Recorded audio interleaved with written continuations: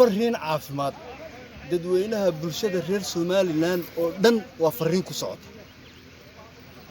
waxa jira adduunyada oo dhan waxa yimid cudur aafeeyay oo coronavirus la yiraahdo coronavirus-na ka hortag mooyee ka daba tag ma leh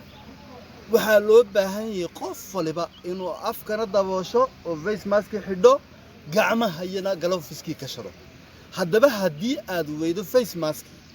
maxaad samayn karaysaa weey ujeedadu ilaahay ba agtaada dhigay face mask aan dhibaato lahayn qaar baa oranaya face mask coronavirus ka laftigiisa laga helo mid ilaahay ku sahlay baa yaala oo size-kaaga aad helayso haddii aad weydo face mask ka fogaado waxa tagaysaa geedkan oo kale waxaad soo goosanaysaa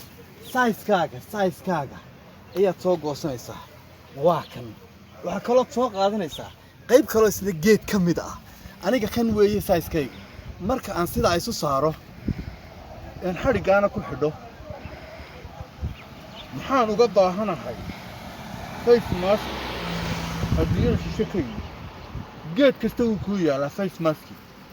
si aad u badbaadiso nafta dadkana u badbaadiso geerihiidu ilaahay kaaga dhigay face mask sidan samee dadweynow balanteenu waa haddii face mask la waayo dirta